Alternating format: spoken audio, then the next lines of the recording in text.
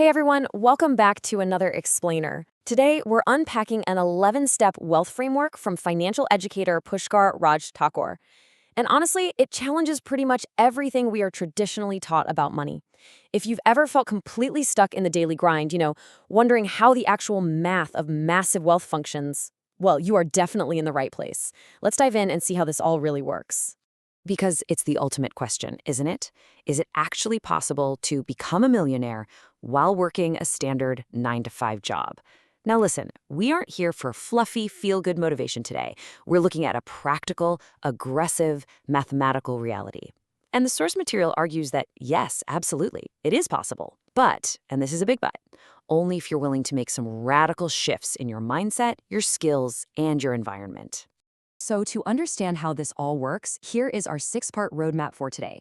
We'll cover the illusion of safe jobs, reprogramming your mindset, high-income skills, the actual mathematics of wealth, using leverage, and finally, why you literally need to stay broke to get rich.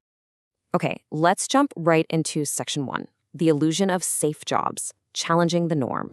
The source paints a really stark contrast here.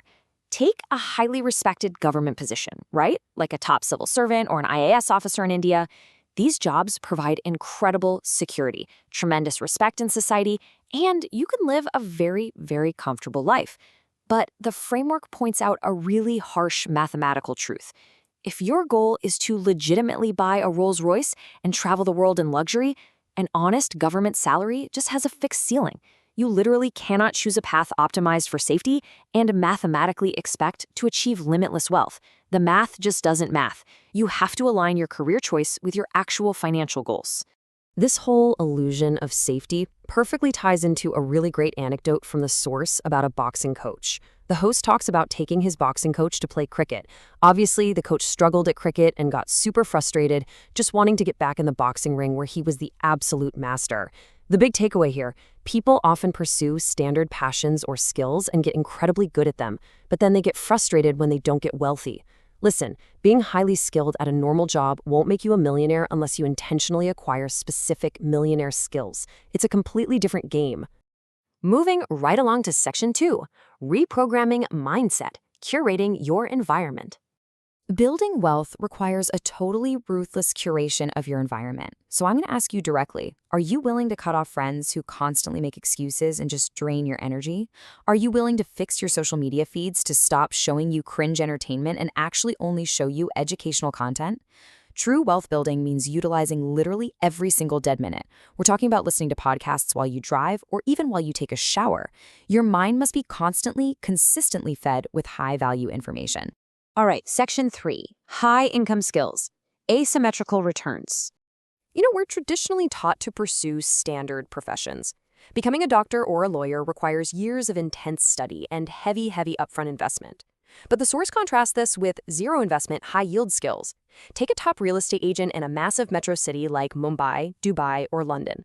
There is absolutely no formal university degree required for this, yet the top agents can completely out-earn specialized doctors without any massive upfront business investment. It's all about finding those vehicles that offer asymmetrical returns on your time. And underneath all of those high-yield professions is one single foundational capability. Quote, if you want to make money, you must know how to sell. The source points out that selling is the ultimate unavoidable skill. A lot of people shy away from sales, right? They think it's just, cheesy door-to-door peddling. But even a standard job interview is fundamentally a sales transaction where you're selling your time and your skills. Honestly, even a marriage proposal is a pitch. If you want to scale your income, you have to get comfortable with selling, period. Which brings us to section 4, the mathematics of wealth, the logic of compounding. Now, this is where the mind-blowing data really comes in.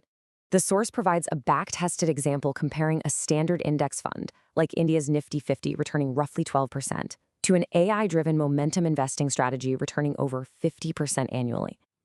Just to put that into perspective, if you put 20 lakhs or roughly 24,000 US dollars into that standard 12% fund for 10 years, it grows to a respectable 62 lakhs. But at a 52% momentum return, that exact same initial amount absolutely skyrockets to 11 crores, or over 1.3 million US dollars. No joke. The mathematical gap between good returns and elite returns is where millionaires are actually made.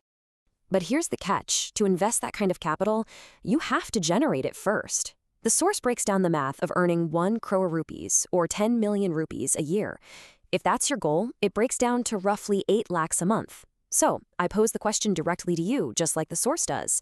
Do you currently possess a skill that the marketplace respects enough to pay you 8 lakhs every single month? Because if not, the math simply will not work until you upgrade your value. And to hit those massive monthly numbers, you've got to start buying back your time.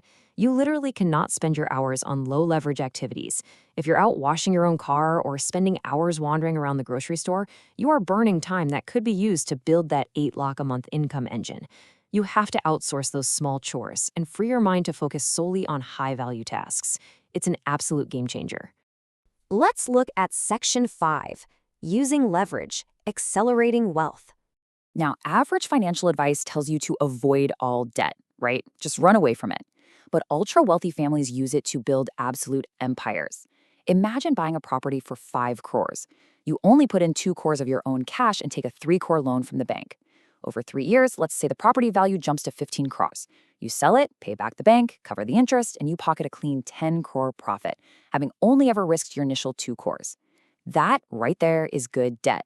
It's a massive lever for wealth acceleration that the wealthy understand deeply. Another incredibly powerful form of leverage is your network. The framework advises you to intentionally enter rooms where you honestly are invited, like joining elite golf clubs. Now, it might feel pretty uncomfortable at first, but that is where the people who run the country actually hang out. The paradox here is that you don't go into these spaces asking for favors. You go into these slightly uncomfortable elite spaces to offer them your high-income skills. When an ultra-wealthy person realizes you can add tangible value to their life, your status instantly elevates. And finally, Section 6, Stay Broke to Get Rich, Cash Management. There's actually some great humor behind this philosophy. The host shares this super relatable story where he tried to pay his gym trainer a mere 600 rupees via a mobile instant payment app. Well, the transaction failed. The error message, insufficient balance. His trainer laughed, of course, but the reason it failed is the actual secret to this entire philosophy. The host had literally zero idle cash because every single spare rupee had instantly been swept away into tax payments and aggressive market investments. You see, true millionaires do not measure their wealth by the idle cash just sitting around in a standard savings account. Letting money sit in a bank account, losing value to inflation, is a massive, massive liability. The practice here is staying broke on purpose, keeping a near-zero bank balance by immediately deploying all your liquid cash into aggressive investments, liquid funds, or real estate. So to the ATM, you might look totally broke, but on a balance sheet, your wealth is compounding rapidly. So, we've covered the illusions, the mindset, the skills, the math, and the leverage. But we're going to end on this final, really provocative thought from the source. What is your why? Mastering the how, all the math and the frameworks we just looked at, is entirely useless until you define a deeply personal why to drive you through the rejection and the discipline that's going to be required. You will figure out the how if your why is strong enough. So think about it. What's yours? Thanks so much for joining me on this explainer, and keep learning.